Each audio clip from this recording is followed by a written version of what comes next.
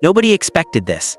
In the middle of a Los Angeles courtroom, Denise Richards' ex-husband AaronPhypers was suddenly placed under arrest, right in front of everyone. The shocking moment left jaws on the floor as the 53-year-old was led away by authorities during a hearing tied to Richards' restraining order against him. What began as a legal dispute between two exes instantly spiraled into one of Hollywood's most explosive real-life dramas. But this arrest might just be the tip of the iceberg. Friday, October 17th, the day AaronPhypers' world flipped upside down. During a brief recess inside a Los Angeles courtroom, deputies quietly approached him. Moments later, he was handcuffed and taken into custody as stunned onlookers whispered in disbelief. Reports confirmed the arrest was tied to a felony warrant issued just 2 days earlier by the state of California. The timing, almost cinematic. Phypers, who had been attending a hearing related to Denise Richards' restraining order, suddenly found himself the center of a completely different storm. The hearing was immediately halted, and before the day ended, the judge extended Denise's temporary restraining order until November 7th. Later that day, records show Phypers was booked at the Lost Hills Sheriff's Station near Malibu and released on a staggering $200,000 bail. The once confident husband, now caught in a legal nightmare that's playing out under the relentless glare of public scrutiny. But that was only the beginning. What exactly triggered the arrest? According to court documents obtained by People, an 8-page criminal complaint had been filed just 1 day prior on October 16th. Inside that complaint, a list of serious charges: 2 counts of injuring a spouse or intimate partner, 2 counts of dissuading a witness through force or threats. The incidents, allegedly dating back to January and May of 2022.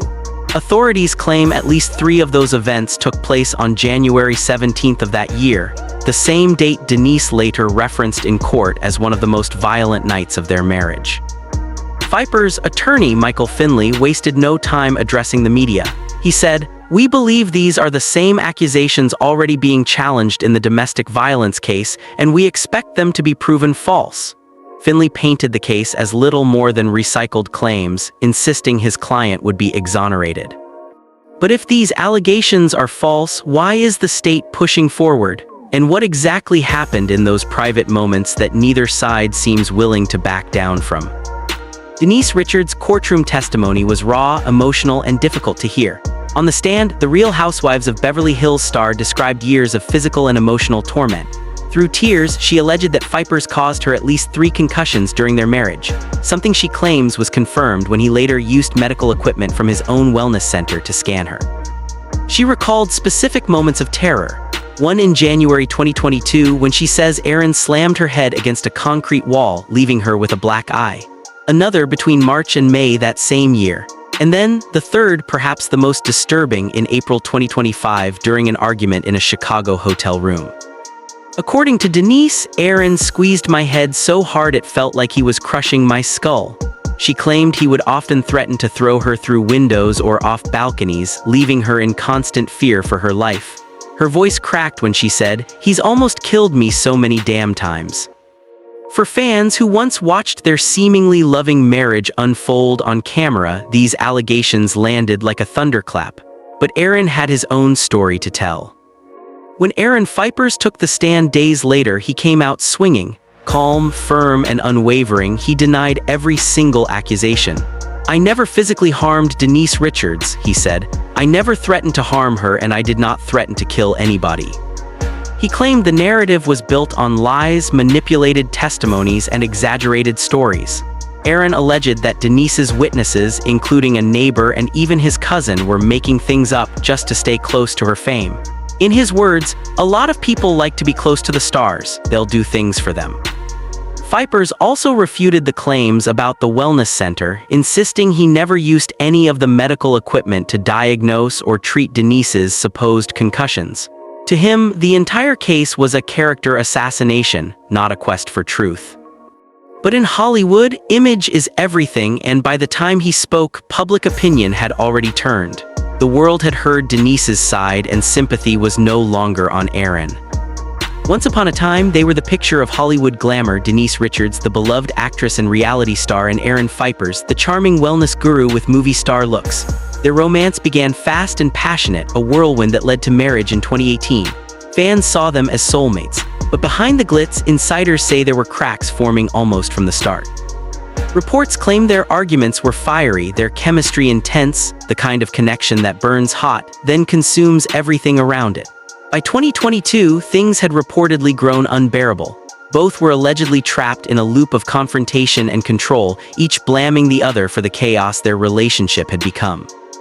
By July 2025, Aaron filed for divorce after more than 6 years together. But even that wasn't the end, it was the start of a full-blown courtroom war that's still unraveling in public view. At the center of Denise's testimony lies one of the most disturbing claims, that Aaron's alleged abuse left her with multiple concussions. She said she didn't even realize it until he allegedly used his own devices at his Malibu wellness center to test her. The idea that a husband could both cause and diagnose his wife's injuries added a chilling layer to the story. If true, it paints a picture of control so calculated it's almost unthinkable. But Aaron's team says the science doesn't hold up. They argue there's no credible evidence those concussions ever occurred, calling the scans misinterpreted data. Still, for many who followed their turbulent relationship, that claim hit hardest. Because it wasn't just about physical harm, it was about manipulation, dominance, and the quiet power one person can hold over another behind closed doors. As of now, AaronPhypers faces multiple felony charges and the stakes couldn't be higher. His next hearing is expected to take place in early November, where prosecutors will likely push for the case to move forward. If convicted, Aaron could face years behind bars, not to mention the complete destruction of his public image.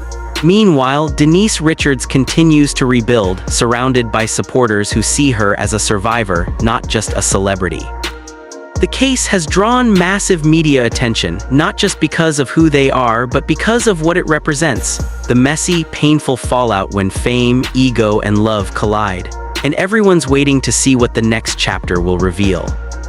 In the end, what began as a Hollywood love story has turned into a haunting reminder of how fast affection can curdle into accusation, and how even the most glamorous lives can collapse behind closed doors. Denise Richards and AaronPhypers once stood hand in hand, promising forever. Now they stand on opposite sides of a courtroom, each fighting to prove they're the one telling the truth. The cameras catch the headlines, but not the private ache, the sleepless nights, the fear, the shame, the disbelief that love could ever lead here. Whether Aaron is ultimately found guilty or cleared, the damage is already done. Reputations shattered, trust broken, families scarred. And in a city that thrives on reinvention, both will have to rebuild from the wreckage, one with her story of survival, the other with his fight for redemption. Because beneath all the drama and flashing lights, this is more than just celebrity scandal. It's a mirror held up to the dark side of love, a reminder that power, fame, and money can't protect anyone from the chaos of human emotion. Maybe that's why Hollywood can't look away, not because it's shocking, but because, in the end, it's heartbreakingly human.